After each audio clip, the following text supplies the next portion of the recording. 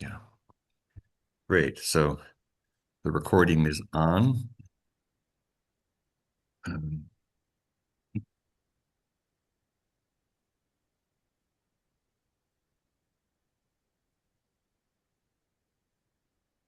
so welcome back, Judith, and it's good to see you, Thank you. James, and um, Steve Wolf. Welcome.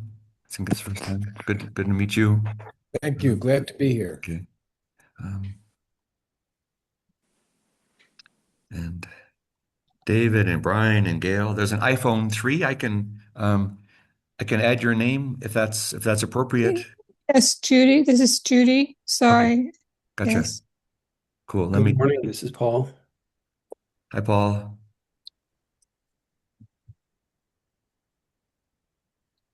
Let me.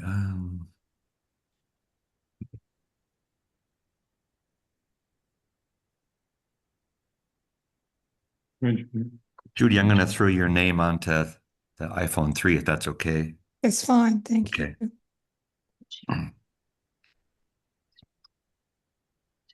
Hmm.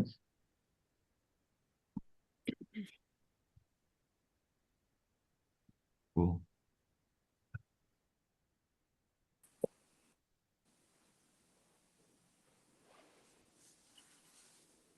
Great. So the doorbell has stopped ringing, so I think maybe we can get started. And let me share with you guys the agenda. That's kind of our standard fare. Um,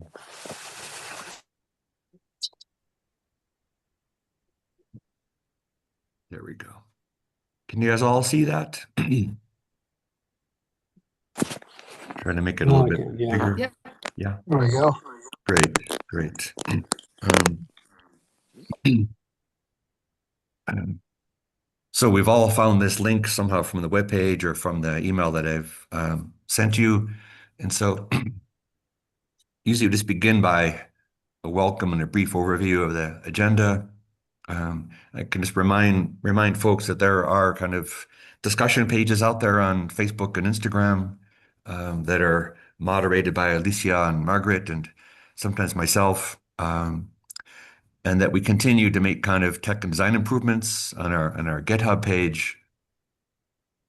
Um, and then I'd like to spend some time, understanding your experience with the glove and letting people share with one another.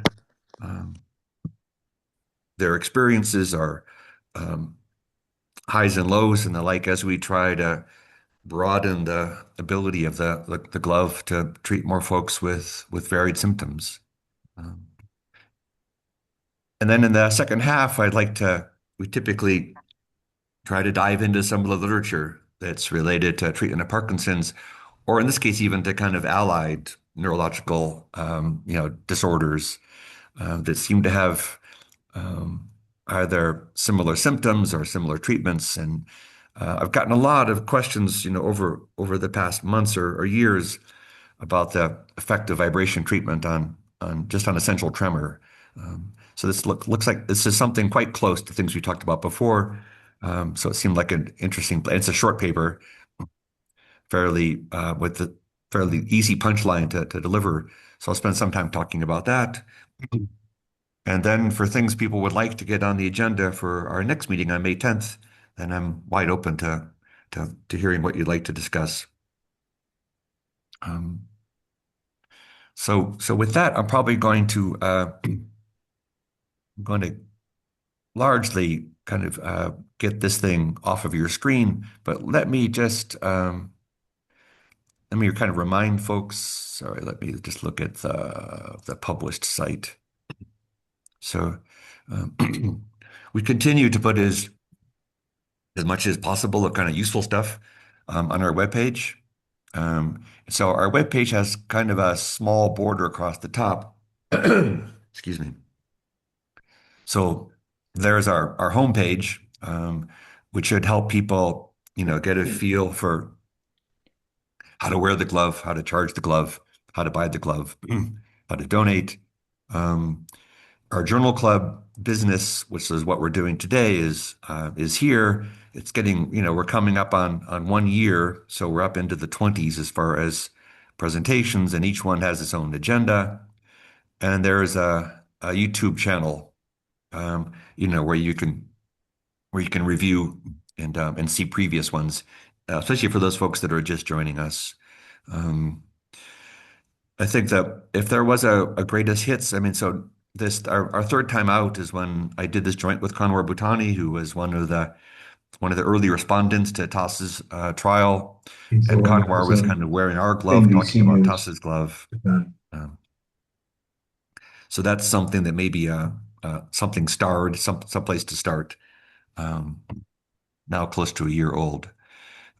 You can meet our board of directors, which hopefully is growing. But I wanted, just before we leave, while I still have your screen, I wanted to point out an events calendar. It's largely most relevant for folks in northern New Mexico. That's where we're sitting. So I believe Moving Day is kind of nationwide for Parkinson's folks across and their families and caregivers across the country. And so our group will be tabling at Moving Day in Santa Fe on May 2nd, which is just next Saturday um, at the Montecito. So we'll have nursing and engineering students there. I'll be doing a teacher training that day in Santa Fe, so won't be able to join folks at Moving Day, but hope this might be a time that we can kind of connect, face to face with participants in northern New Mexico. And if people need a little bit of kind of glove tune-up as far as understanding, battery life and finger motors and things like that, we can do a little bit of touch-up, or people want to give us kind of feedback, or kind of get a quick maybe demo of where we're at with the app. Um, I think we've made kind of quantum improvements on really understanding the pathway to getting the app out on iOS. And I think we're within a week or two being able to put that on test flight for folks. Um, but that's something that we could demo on May 2nd. Um, if there are other things that belong on our events calendar, I'd love to know about that as well. Margaret and I were out at a behavioral health fair at Santa Clara Pueblo last week, meeting lots of folks and sharing with them kind of news about Parkinson's support in the area. Um, I'll be doing another teacher training in Albuquerque the first week of June. We have funding to train 10 teachers from around the state on how to build glove workshops at their schools. That's great. And so let me stop that there. And so I think that the next item on the agenda is largely to kind of hear questions or concerns from you all. There's a few new folks here that I haven't met before, or that have maybe recently just received the glove. And I've also, as orders come in, I think I even add people to the list. So Neil, I'm not even sure that you have a glove in the mail, or I brought home 11 pair of gloves on Friday. We typically mail things out on Monday. Laura, do you have Yeah, I'm Neil's here. upstairs? I'm here. Okay, gotcha. Hi, Neil. Yeah, Thank you for the gloves. good. Easy.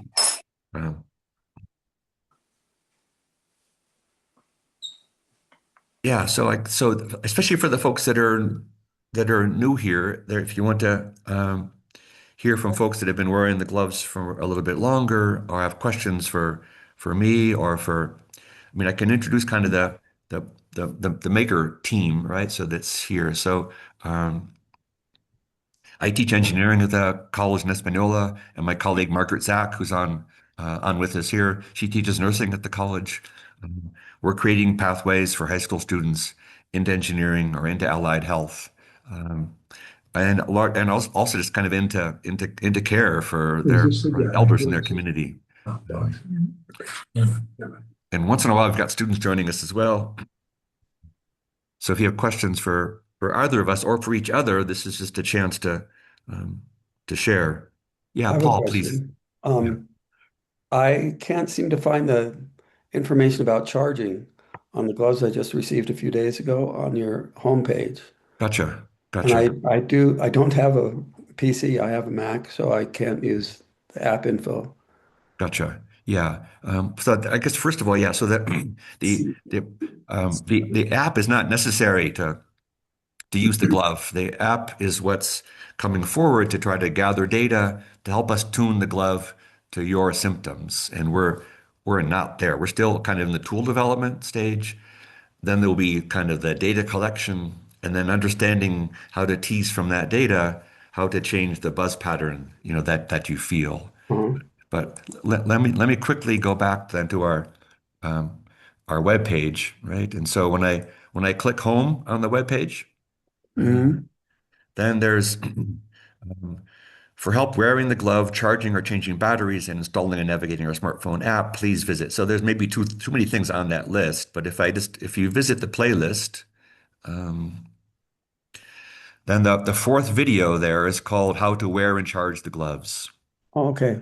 I Okay. didn't click on playlist because I didn't think that was it. Yeah. Yeah. Thank you. So there's great. All right. Right. The key is when you are charging the gloves, you have to turn the switch on. Yes, I So did charge. that. I did that on, was charging it and the light was red, and I assumed, like almost any other device, when it turned green, it would be charged, but maybe that's not how it works. Gotcha. Yeah. So that would be good. And maybe in the next issue of these processors, we'll get a green light. But instead, what you get is you get a dim red light until you turn it on. Then you get a bright red light, and that bright red light goes dim when the battery is charged. Okay. So That's kind of subtle. yeah, yeah. It's a very small computer, plus 450. So we don't quite get two color lights. Yeah. And it's also not intuitive, right? You have to kind of turn it on to charge it. Um, I did I've that. I've I've lost a lot of sleep hunting for workarounds for that one, and I've not succeeded. Um, so yes, Steve, please. So I just got the glove. I've worn it 2 or 3 days in a row, and I seem to have gotten it on all right, and I feel the sensation in all my fingertips.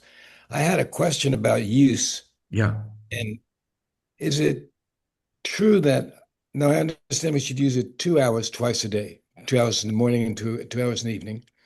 And if I'm lying down, what are the disadvantages of lying down? Whether I might not be sleeping, I might be reading lying down. What do you say about that? yeah, yeah. So that seems to be highly varied. That's a really common question, Steve, and we've gotten answers kind of across the spectrum. So the first answer that came was Kanwar Bhutani, kind of the early adopter of Tassa's glove, and he reported that he got better response from the glove when he was active. Hmm. Other folks are, in fact, Lauren, maybe I could ask you to address this question as well. Other folks are wearing them while sleeping to get their 2 hours in, and are still finding benefit. Yes, I'm one of the people that wears it lying down. I'll plug in early in the morning and rest I'm getting the benefit from the gloves. And the thing that surprised me with the glove, even after the first time or first few times that I've worn it, I was able to sleep through the night, and that was a big problem for Hmm. me previously. Big- So it was a blessing to be able to sleep through the night, and I continued to do that months later. So that seems to be my big takeaway. Um, I don't know how much of the symptom management or the twitching management I get from the glove versus medication, so it's hard to determine what the benefits are for tremor management. But I'm getting better tremor management as well, so I'm less tremors. Um, and I'm totally happy with it. I'm a Mac person, so I'm looking forward to the app being coming out for Apple products, and I'm a believer in this technology.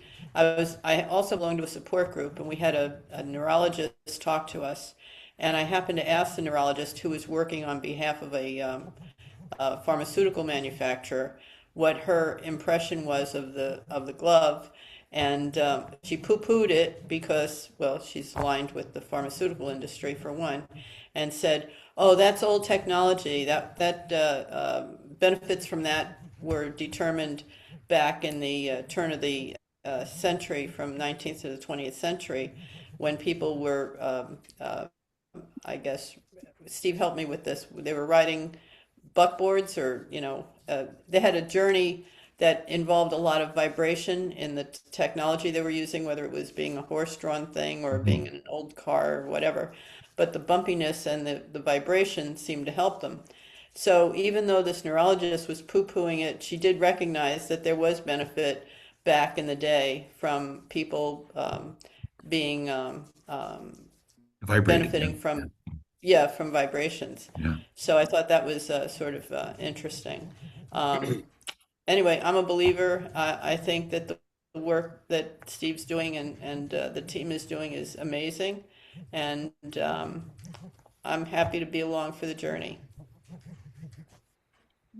Thank you. I wanted to ask, is there a certain amount of time in between using the gloves that you need? Well, I was doing it 2 hours in the morning and 2 hours in the evening, and then that sort of became too much. So I do it now an hour rather than two in a session. When you say it became too much in the sense that it was a hassle to get yourself to do it for 2 hours, or it was a negative experience you had? It was a hassle to try to find the time for the discipline, and I thought, well, maybe 1 hour is enough for me. So I'm still sort of experimenting with the benefits of it. But like, do you need 6 hours in between usage or four or how, Oh, I don't know. I don't know, because I was trying early in the morning and then at night before I went to bed. And But how in the did, morning, I would set my clock for 5 a.m. and then I would have the gloves on from 5 to 7. So that's when I was lying down. I wasn't sleeping. I was just lying. Well, maybe I dozed off a little bit, um, but Yeah, I don't know about the length of time between usage. But as Steve said, you get more benefit, or Kumar said he got more benefit moving. So I sort of shuffle around the house and do house things, house related things, wearing the glove. yeah. James, I see. We have a question. What I found is that again, I was trying to do 2 hours twice a day, and that was just way too much. And now I've gotten into the routine of in the evening when we're watching TV, I'll sit with that. But then it's like, oh, I have to take my medication every 3 hours, and sometimes that happens right in the middle of the 2 hours that I do. Or man, I have to go to the bathroom, or somebody calls on the phone, and so right now it's like, okay, I get my meds all set.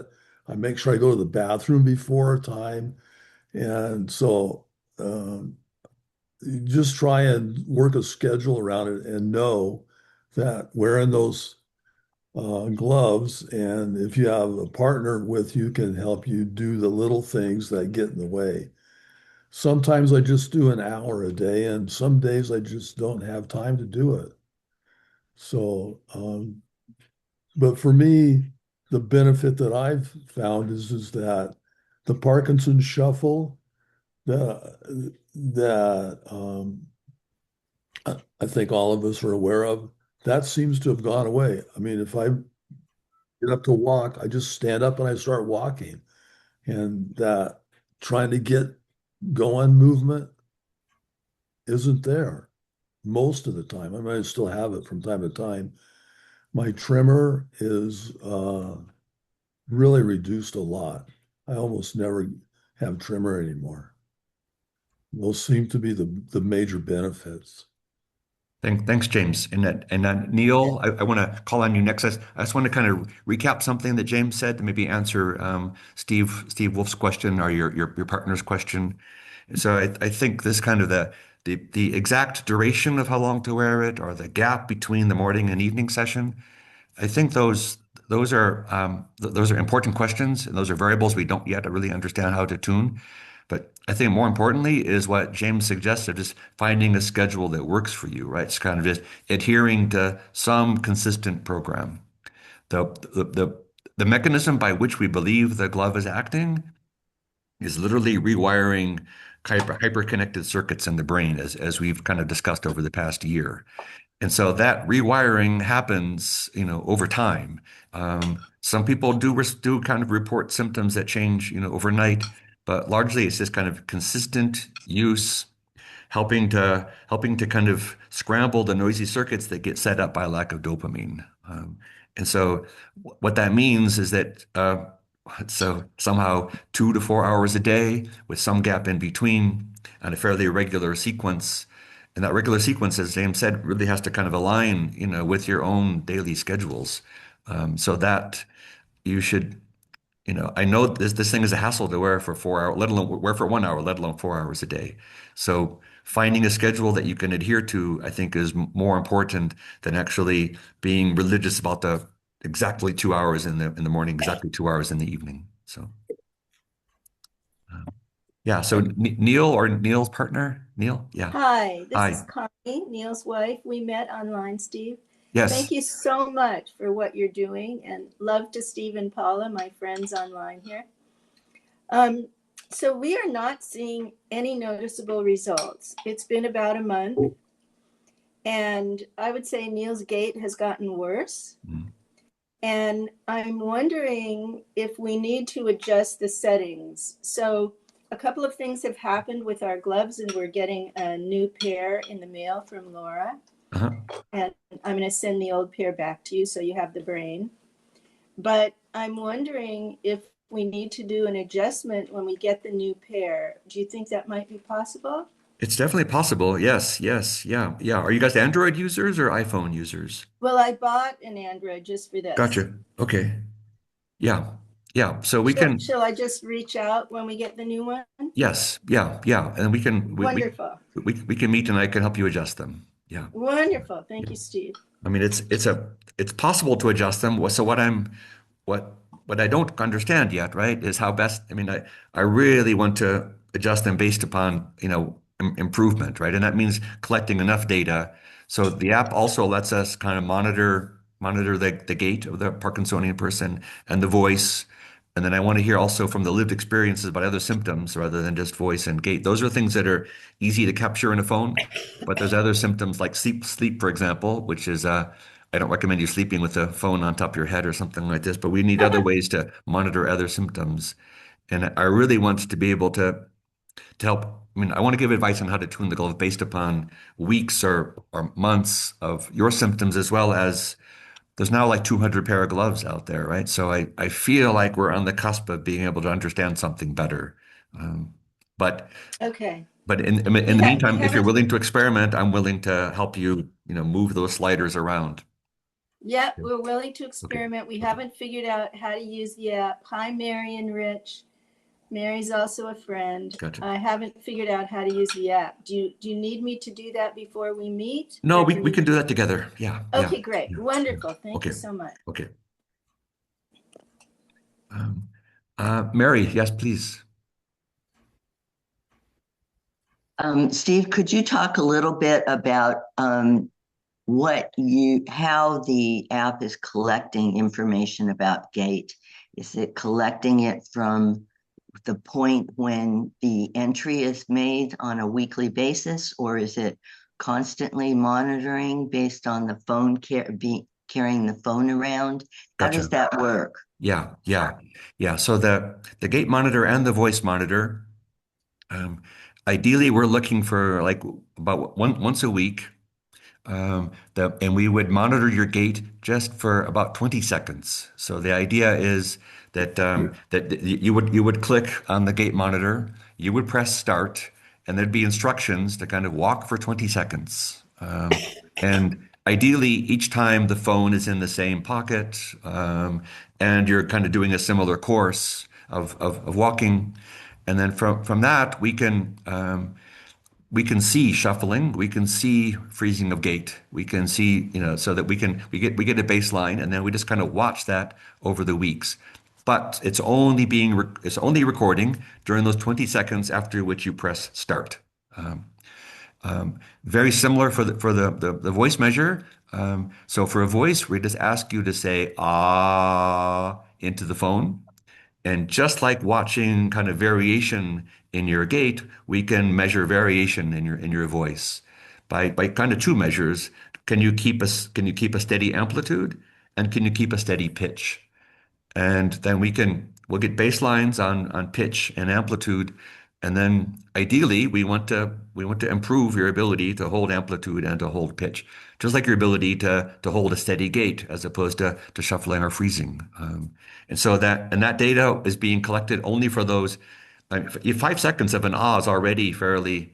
I never got mountain lungs moving to New Mexico, so I have trouble holding an ah for 5 seconds.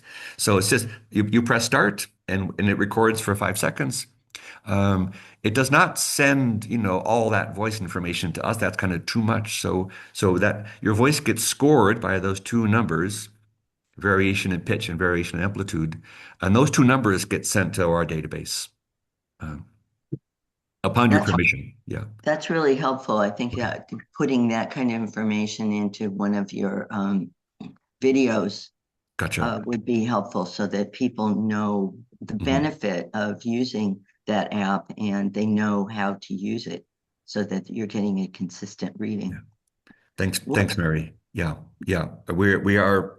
I mean, um, we continue to kind of test and tune the app, and so I think once we're happy with we got something that can be used, by kind of novice users, then I really want to build out a good intro video and a good FAQ for folks. But this is really helpful, this discussion. Thank you, Mary. Steve again. Yes. Having just gotten the gloves and put them on 2 or 3 times, are there any tricks or indicators I'm looking for about the best way to put them on and what I'm looking for in terms of the sequence of vibrations? And because I just put them on and now I just am observing that I get stimulation in each of the 4 fingers. I'm aware of that. Hmm. I don't know if placement matters. Is there any tricks of the trade I should be looking for to maximize the effect? Gotcha. Yeah. So I want to hear from other folks that are wearing these. I wear them for hours. I don't have Parkinson's, so I just wear them for kind of comfort level. But ideally, that the small black disc, that's the vibrating motor. We want that on the center of your fingertip. Okay. The small black disc touching the center of your finger. So that's the kind of this that's the seat of vibration. That thing also is vibrating the whole plastic fingertip, so you're getting kind of overall stimulation. But the key thing, we believe the key thing is getting, hitting kind of the most sensitive spot, right? And so the place where you have the most number of mechanoreceptors, the places that are feeling vibration. That's kind of why it's on your finger in the first place. Um, but for others, as opposed questions about how to get them, how to tighten them, I see you've got the latest kind of silicone wrappers. So are you finding that they're sufficiently tight? They stay on as you're moving about through the day? They stay on. Okay. I could tighten them. I'm afraid I don't want to ruin them. I don't want to over pull them and make them stressed. Yeah, So that some are a little looser than others. gotcha. I just Yeah. don't want it to be too tight that it cuts off circulation and so That's a key thing. Yeah, I don't want your fingers to get numb from that.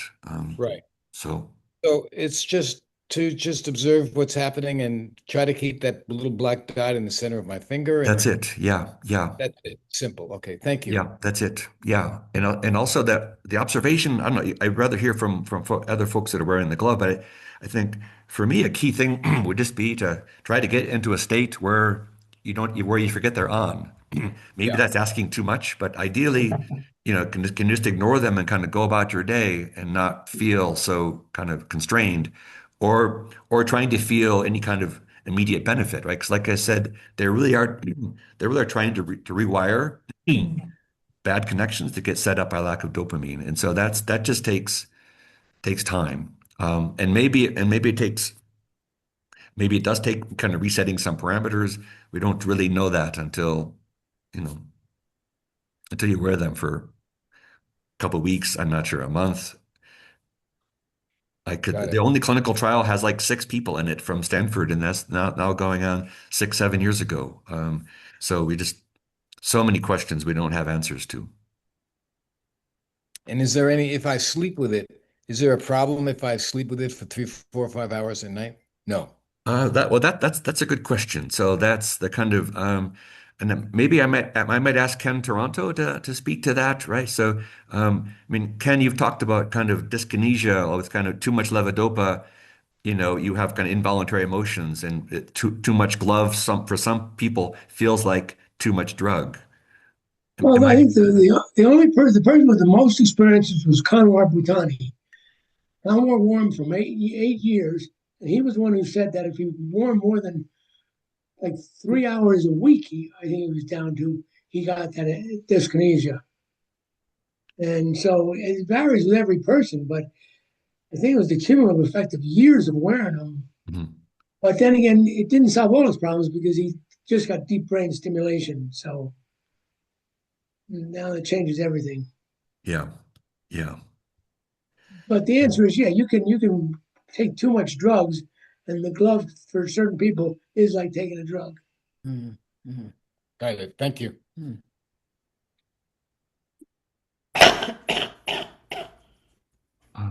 Yes, Mary?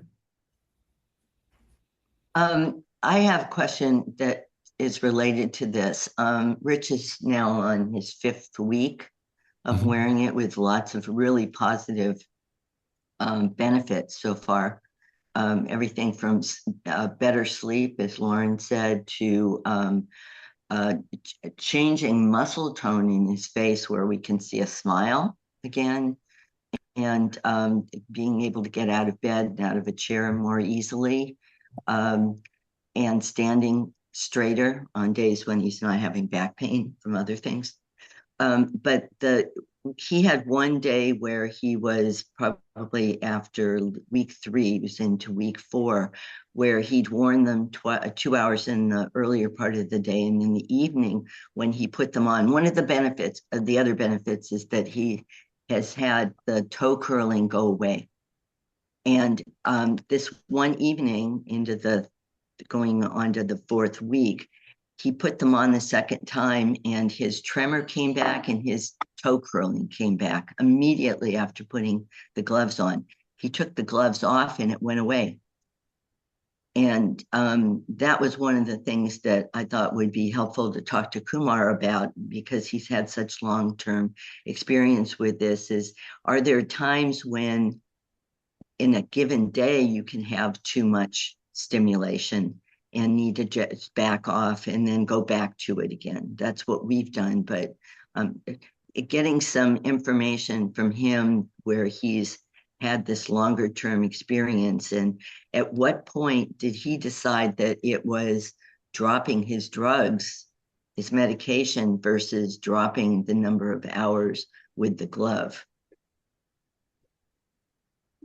He dropped the medication very soon, within the first 2 weeks. Because he dropped his medication during the clinical study. Mhm. But he was taking 24 pills a day. Does that make sense, Mary? So again, this is just one person, but it's a very important spokesperson for the person that's going to run our experiment for the longest period of time. So he was able to drop medication right away, and I think it was only after much more time that he got down to say, less than an hour a day, then less than every day, and and this was the first time anyone had ever done this with the glove, right? And so I have. I've gotten two other responses, Mary, similar to what you're talking about, right? Where kind of a tremor returning upon application of the glove, and then kind of taking the glove off. So for me, that's a crazy kind of good news, bad news. It's good news in the sense that the glove is having a demonstrable effect, right? You can feel something right away. I mean, the bad news is, that we don't really know how to best time that with drug intake, exercise. There's a lot of other variables are at play. Yeah. The other variable that I was thinking about, Steve, is whether the level of vibration Yeah, has an impact on that. yeah, yeah, yeah, yep. Yep, and I believe it. I believe it does. Right. It took Toss quite a while to tune the right level of vibration. In fact, he even tuned it, I think, per individual as they were entering the trial, um, and and that's something that we're not yet doing. Although the app has a slider where you can change the amplitude, and a couple of folks have used that, largely not for efficacy, of treatment, but they just felt overstimulated physically by that level of vibration. Okay. Okay. Yeah. So being able to do that individually, at what point will that be happening, Steve? Yeah. So that's um, for Android app, that's already there on the GitHub page, and for the iPhone, I think we're less than 2 weeks away from pushing that out. Um, it'll be a provisional push. I mean, iPhone does not permit me to kind of post, an app on my Glove site the way Android does. So we have to go through a test flight, and the test flight is 90 days. And so you'll have to install, and we'll post videos on all these things, but you would have to install test flight, on your iPhone, and through test flight, you'd be able to test our app. So Where do we get the pin for the app for Android? um, it's 1, 2, 3, 4. Okay. Yeah, yeah, yeah. Thank you. Okay. Jim. Yes, I am new to this whole Parkinson's thing. I was just diagnosed in October and as yet not on medication. 2 weeks ago, after our last meeting, I was having terrible trouble sleeping, and I thought maybe I was overstimulating myself, so I haven't worn the gloves for 2 weeks. The sleeping has maybe gotten a little better with the help of a sleep aid, but I've noticed a noticeable increase in my tremor, which is in my right hand. Haha to Dr. Parkinson because I'm left-handed, so who cares? But I've noticed, so now as of today, I'm going to start wearing them again and see if my symptom is reduced, the tremor. The good news is in 10 days, I see a specialist in Rochester, New York, where I will probably start medication. So there's my 2 cents. Gotcha. Anecdotal evidence. Yeah, yeah. Thank you, Jim.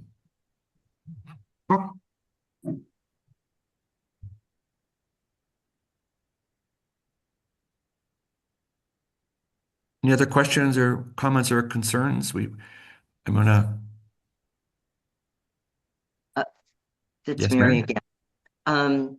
Rich has dexterity problems with his Parkinson's, and that's actually improved with the use of the glove, but he still has some difficulty getting dealing with the Velcro. Mm-hmm. And part of it, I think, was the Velcro was not sewn all the way to the tip of the tab, Mm-hmm. the cloth tab.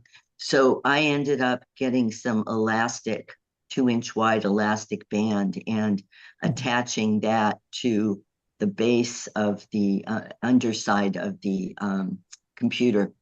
And he's been using that to get the glove on and off more easily than with the With the the Velcro. cloth with Yeah, Velcro. yeah. Gotcha. Cool. So Cool. I was thinking that might be something that your sewers with your students might want to experiment with. Yeah, yeah. Can you send us a picture of your Yeah, your I can do. hybrid? Yeah, yeah, yeah. We I've been using Ace bandage stuff because our Velcro lasted only a few days. Gotcha, gotcha. Say Thank that you, again. guys. Say that again. That was our other problem too, is the Velcro didn't last. But doing the loop, as Mary described, was really a game changer in terms of me being able to put it on myself. Gotcha. Yeah, I'd love to see that then. Yeah, so we have kind of a distributed band of sewers that we rely on, and so similar to the electronics kind of.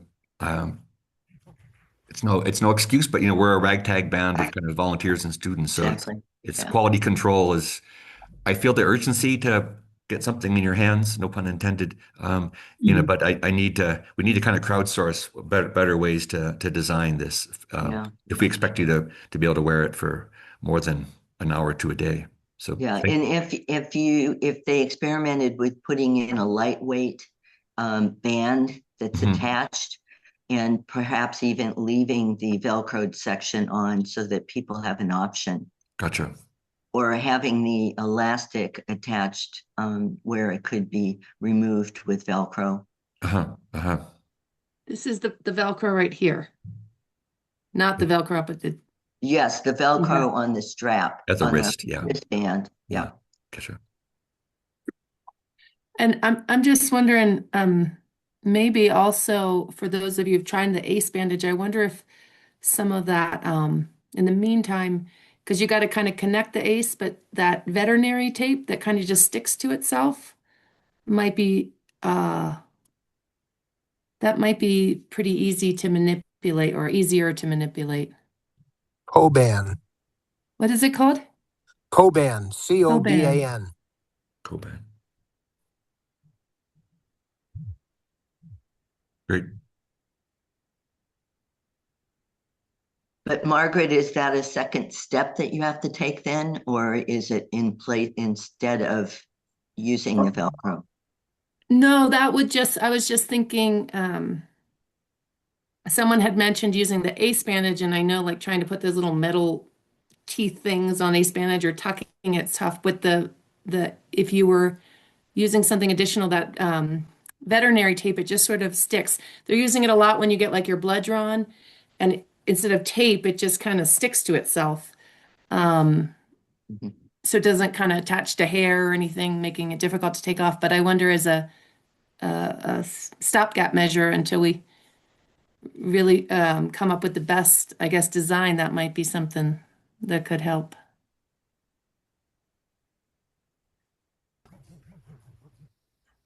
Thanks, you guys. I look forward, Mary, to getting if you can send us a couple of pictures, that'd be really super helpful. So I'm gonna steal the screen again so we can talk about the. I just want to kind of draw our attention to this. Let me shrink some of my Zoom tools and come back. Yeah, so it's kind of thinking about Tremor. Again, can the glove address that, or can we learn something about tremor treatment that we can bring to the glove? That's my motivation for choosing this paper. And it's also kind of TOS adjacent. So this comes from a company, largely Cala Health, which has folks at Stanford, where TOS developed his glove. And it's right around the time in fact, it's the same time. This is a paper from 2020. And so I'll highlight kind of the comparisons between treatment of Parkinson's and treatment of essential tremor as we go. So the official title is Transcutaneous Afferent Pattern Stimulation Therapy Reduces Hand Tremor for 1 hour in Essential Tremor Patients. And so a key part of the title of TOS's paper was kind of cumulative benefits of the glove, right? So it wasn't just while you're wearing the glove, but they could be accumulated even when you took a break from wearing the glove. You would not go back to kind of a previous baseline. So here, by cumulative, they really just mean that even getting benefits for 1 hour after this treatment is better than what they were seeing, with things like even DBS, for example. So let me just take you through some of the highlights that I found for the paper, largely just an introduction, showing you kind of a picture of what this thing looks like. But for me, the parallels with where we're at in treatment of Parkinson's is just striking. So first of all, what is essential tremor? So essential tremor is one of the most common movement disorders in adults, affecting approximately 1% of adults worldwide. So that's a huge number. And so though the etiology of ET is not fully understood, it is thought to involve pathological oscillations in the central tremor network via the ventral intermediate nucleus of the thalamus. And that central tremor network is also very, very allied to the central Parkinson's network of kind of cortex to basal ganglia back to cortex, also with the thalamus in that loop. And the past couple of weeks, we were reading a paper on kind of SCAN, the Somatic Cognitive Action Network, and kind of finding better targets in the thalamus and better targets in cortex for invasive and as well as non-invasive treatments. And so we took a brief look at the ventral intermediate nucleus 2 weeks ago. Similar to Parkinson's, medication is the primary treatment option, but it provides benefit to only about 50% of patients, which again I find deeply frustrating, right? And so probably our glove has less than 50% efficacy, kind of out of the box for patients. And people have tried to tune drugs, and like we're trying to tune the glove to the symptoms. And again, these are early days. So of course, what do people do what do the other half of people do with essential tremor do that don't respond to drugs? So deep brain stimulation and lesioning of the thalamus are effective, resulting in approximately 80% reduction in tremor severity for about 80% of those patients. Right? So it's still, there's no silver bullet. It's not helping everybody. Deep brain stimulation, is a very invasive surgery. The lesioning of the thalamus is something, again, we hinted at that maybe 2 weeks ago in our last talk. I mentioned kind of guided focused ultrasound. So we can shoot sound waves. Ultrasound means faster than the speed of sound in air that we can hear. So we can focus kind of high energy sound waves at a target in the thalamus. And by lesioning, that really means destroying that part of the thalamus. So if that part of the thalamus is doing more harm than good, again, it's a pretty iffy thing to do, risky thing, right? You cannot bring that tissue back to life once it's destroyed. But if the destroyed tissue is leading to better quality of life, then it's an effective treatment. So again, it's a fairly severe thing to do, right? To either operate on the brain or to kind of lesion tissue deep into the brain and the thalamus. Although it is effective. Again, for 80% of the patients, 80% of the time. The next observation, again, very similar to Parkinson's, is that tremor patients for whom medication is ineffective and who do not qualify for or are not interested in focused ultrasound or surgical interventions are left with limited options for tremor control. And so that's the motivation for the treatment that I'm talking about today in this paper.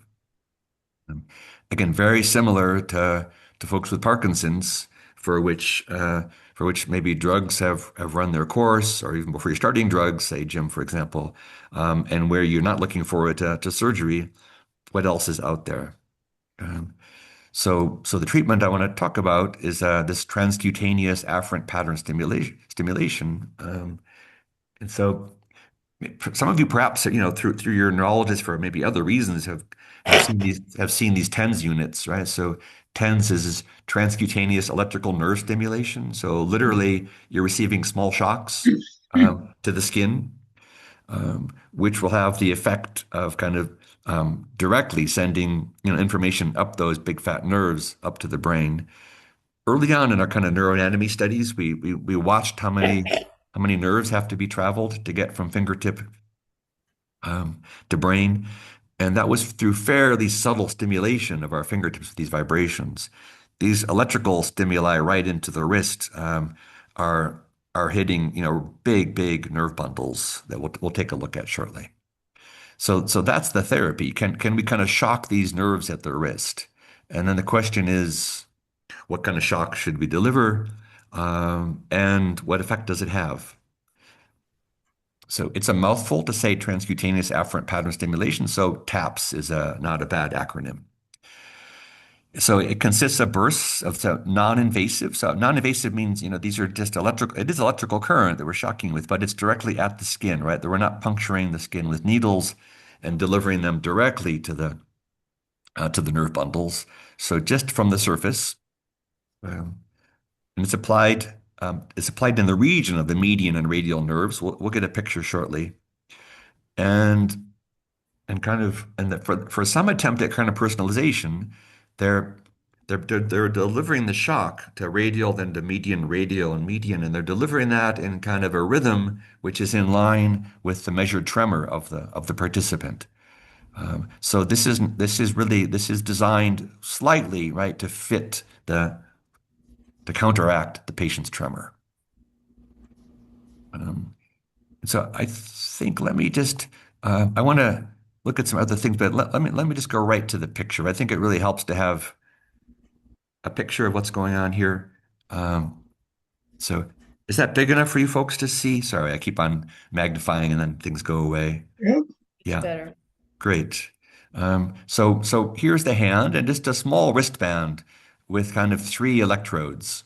So um, we can the median nerve is closer to the say the face of the wrist, and the radial nerve is a little bit close to the side of the wrist. So these things are receiving shocks, relative to ground, a ground electrode or a counter electrode. Um, and so the protocol that they're delivering is delivering kind of these biphasic, kind of half up, half down. So they're kind of shocking at the median level during a quiet period, and then in the next period, kind of delivering stimulus to the radial, and then back to the median, and then back to the radial. And they're doing this for about 40 minutes. At roughly the tremor frequency. So common tremor frequency might see be 5 hertz, which means, kind of 5 tremors per second.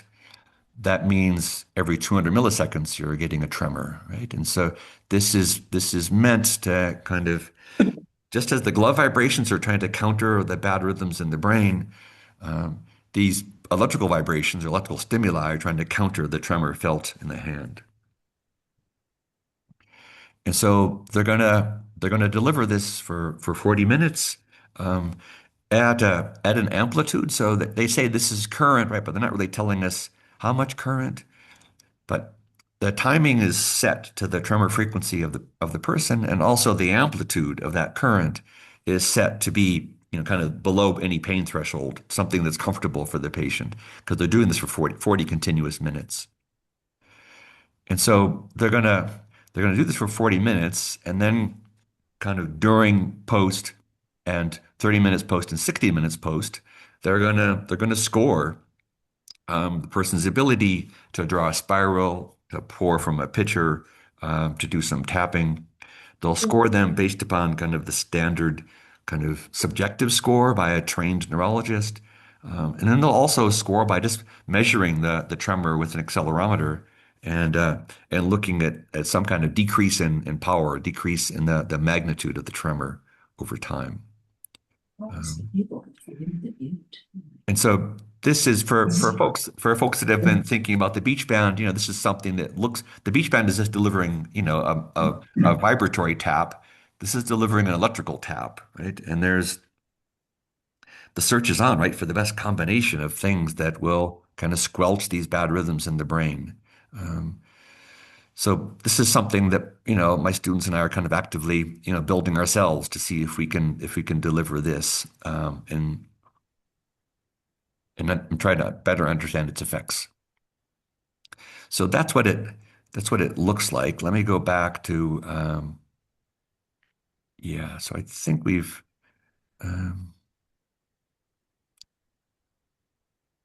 yeah.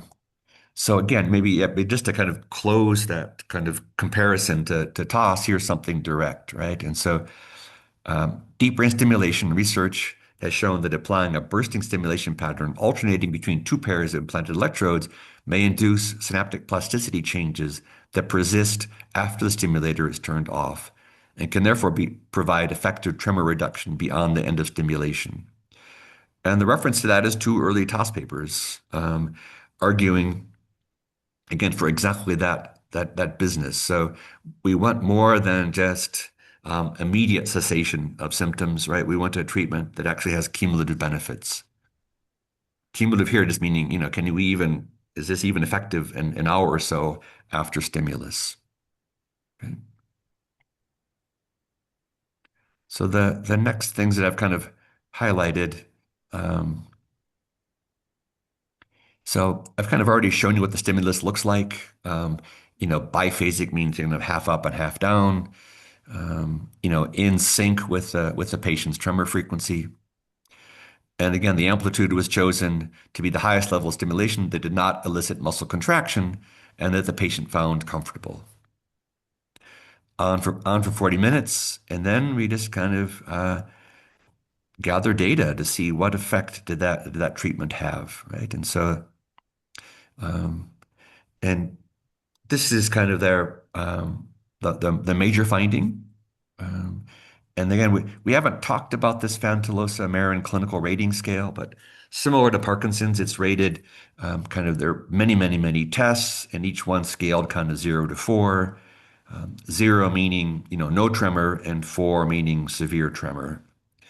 And so basically changing something by half a point out of 4 is significant. Changing something by a full point out of 4 is beautiful, amazing reduction. Um, and by the way, there's a little comment here, right? So that scale goes from 0 to 4 in it, and they only permitted subjects, who had tremors above 2, right? And so on their way to something severe, and can this treatment, kind of dial a 3 back to a 2 or a 4 back to a 3? And that's kind of what we're seeing. We're seeing maybe a 3 getting dialed back to say 2.4 or maybe 2.2. So that over the course of stimulation, they're seeing already, improvement by half a point up to maybe up to 3/4 of a point, and they're seeing this last, for 30 to 60 minutes. The circles are the averages, right, and the bars are 2 standard errors or 2 standard deviations off of that, with 15 patients, right? So not a huge study, but something fairly promising for fairly easy technology to deliver. If you're interested in kind of in the tasks that they're doing, so the ability to hold a posture, to draw a spiral, to pour water, or the finger to nose reach. And so there's quite a bit of variation in how well this treatment was able to address those symptoms of tremor. And in each of these cases, this is not no longer the neurologist. This is an accelerometer on the hand measuring kind of the severity of tremor. And so, like a threefold improvement is something like, the tremor is a third of the size it was kind of at baseline, right? So they're getting significant reduction in tremor that has some residual effect, right? And again, it would be nice to be able to understand what's going on in cortex as this is happening, right? So is this just a local change that's happening in kind of muscle tone at the wrist? Or are we really changing the circuits of the brain by delivering these electrical stimuli? So I know that's a quick review, but we're right at 11. So I wanted to kind of hit the highlights of the parallels that you all are experiencing, and given kind of a difficult choice of either drugs or surgery, and kind of just to see in the literature there are hunts for other treatments that may impact either the symptoms or hopefully, the circuits up there that we really need to address that they're getting miswired by the lack of dopamine for Parkinson's patients. So I hope you guys found that helpful. I entertain any questions or comments about this piece of literature or about other. I've gotten lots of good leads from you folks that are better connected to the Parkinson's literature, than I am, perhaps. Things you'd like for us to be talking about in coming neuroscience reviews. I'm all ears now, or just, or send me a note.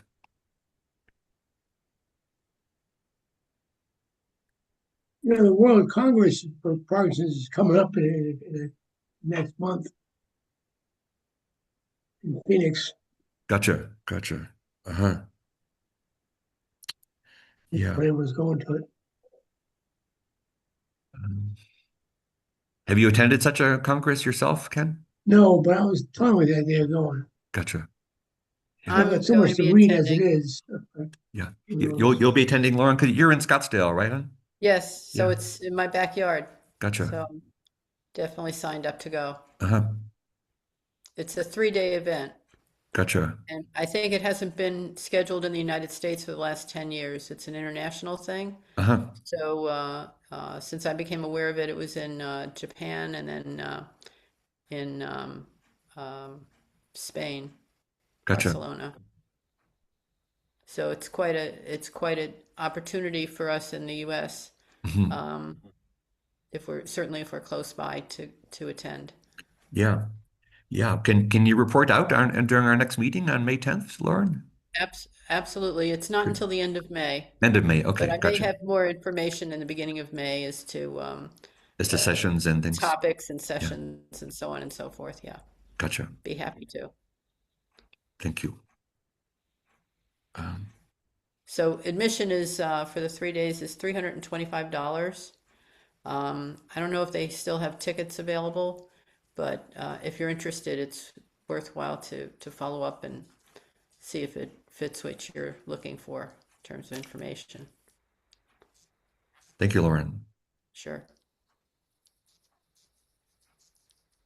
Any other action items for our next meeting? May 10th, back here in 2 weeks. I guess also historically we were meeting on Monday nights. And I think many people found that helpful, although, we're Monday nights kind of mountain time can be quite late on Eastern time.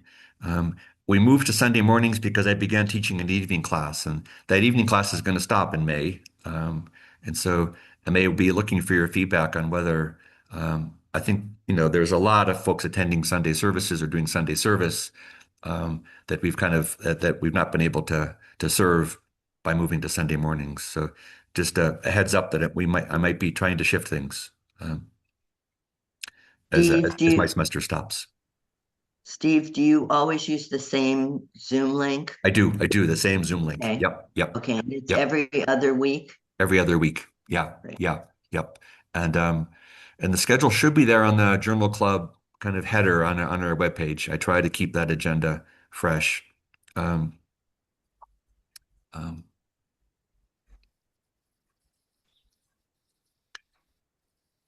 Thank you Great. so much. Yeah. Steve says goodbye, and Okay.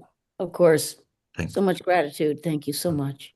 Thank you. Yes, thank you, Steve, for all you and your students are doing. It's wonderful, and I look forward to how it helps. I hope Thank you, so, Paul. Steve. Thank you. Right. Thanks, Steve. Right. It's always Bye. good. Bye, friends. Hope to see you in 2 weeks. I wish you well. Bye, friends. Bye. Thank you. Bye. Okay, take care. Thank you.